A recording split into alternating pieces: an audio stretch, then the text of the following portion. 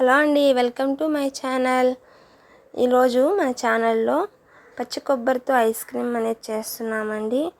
అది ఎలా చేయాలో, ఎలా ఇంగ్రీడియంట్స్ ఎంత కొలతలతో తీసుకోవాలనేది మీకు ఈజీగా అర్థమయ్యేలాగైతే చెప్తాను చూడండి. ఈ ఐస్ క్రీమ్ని పచ్చి కొబ్బరితో చేశారనేసి అస్సలు ఫీలింగ్ ఉండదండి. ఎవరికి పెట్టినా కూడా చాలా హ్యాపీగా తినేస్తారు, అంత బాగుంటుందన్నమాట. క్రీమీ టెక్స్చర్ అయితే మనకి ఈజీగా ఎంత బాగా కనిపిస్తుందో చూడండి. తర్వాత దీనికి ఏమేం కావాలి, ఎలా తీసుకోవాలనేది అయితే ఇప్పుడైతే చూద్దాం రండి. ముందుగా అయితే మనము పచ్చి కొబ్బరిని పొట్టు లేకుండా ఇలా అయితే రిమూవ్ చేయాలి. చూడండి వీడియోలో చూపించినట్లుగా మొత్తం ఇలా చెక్కు మొత్తం తీసేయండి. వెనకున్న బ్రౌన్ పార్ట్ మొత్తం ఇలా రిమూవ్ చేయాలి.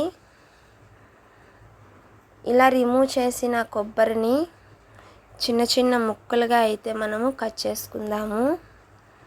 ఇలా కట్ చేసుకున్న ముక్కల్ని మిక్సీ జార్లో వేసుకొని మెత్తగా అయితే గ్రైండ్ చేసుకోవాలి. మొత్తం మెత్తగా అయితే గ్రైండ్ చేసేయాలండి. తర్వాత 1/2 కప్పు పాలైతే పోసుకొని గ్రైండ్ చేసుకోవాలి. తర్వాత 1.5 స్పూన్ కస్టర్డ్ పౌడర్ అయితే పచ్చి పాలల్లో వేసి ఈ విధంగా అయితే ఉండలు లేకుండా మిక్స్ చేస్తున్నాను. ఇలా మిక్స్ చేసి పక్కన పెట్టుకోవాలి. తర్వాత మనకి ఒక ప్యాన్లో 1/2 లీటర్ పాలు తీసుకున్నానండి. ఫుల్ క్రీమ్ ఉండే పాలు 1/2 లీటర్. 1/2 లీటర్ పాలు, ఫుల్ క్రీము. ఇలా ఒక పొంగు వస్తూ ఉంటుంది చూడండి. ఇలా ఫుల్ ఫ్లేమ్ పెట్టారంటే ఇలా పొంగుతూ ఉన్నప్పుడు మంట లో ఫ్లేమ్ పెట్టేసి ఇలా కలయపెట్టండి. మిక్స్ చేసిన తర్వాత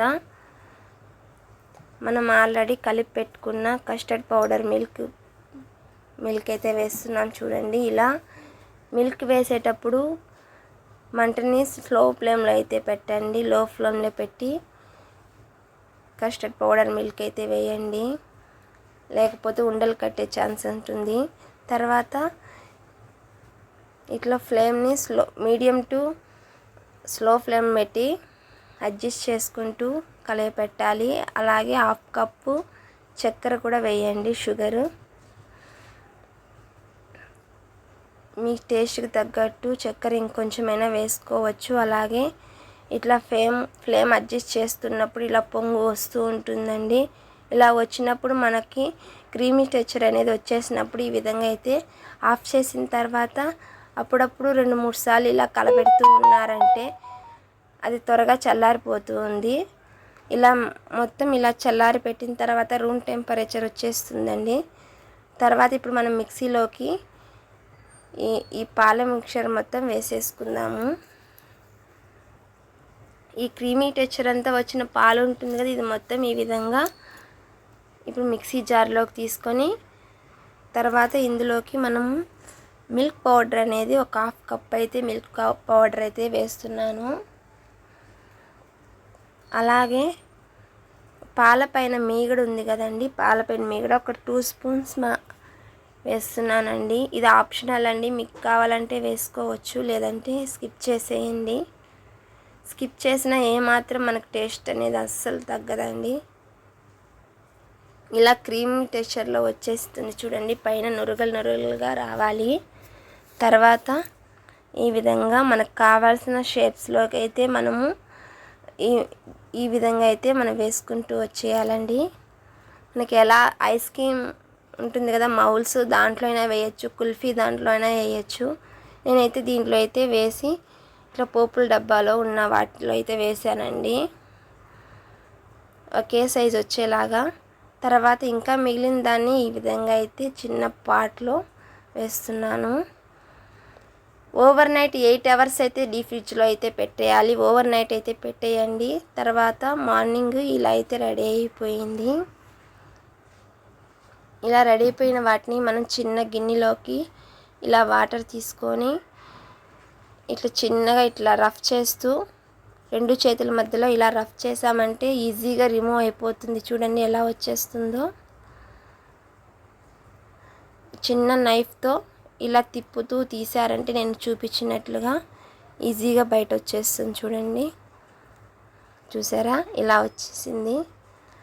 తర్వాత మనకి ఏ సైజు కావాలంటే ఆ సైజులో అయితే మనము ఈ విధంగా అయితే కట్ చేసుకోవచ్చు. నేనైతే ఒక 3 వచ్చేలాగైతే కట్ చేస్తున్నాను. మనం ఇంకొకటి కూడా సేమ్ ఇలాగైతే కట్ చేసుకుందామండి. ఇలా సర్వ్ చేసుకున్నామంటే మంచి ప్లేట్లోకి సరిపోతుంది.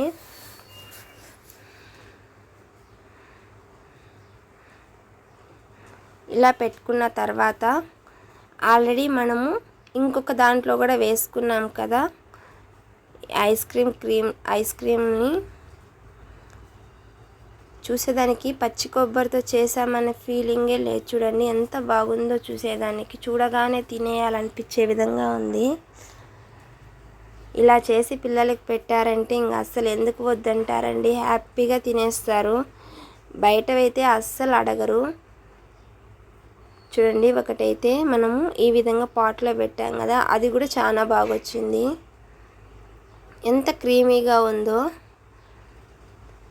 ఎంత క్రీమీ టెక్స్చర్ అయితే వచ్చేసింది, ఎంత బాగుందో చూడండి.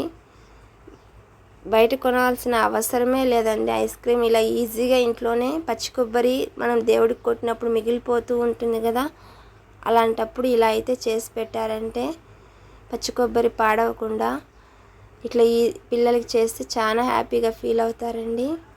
తప్పకుండా ట్రై చేయండి.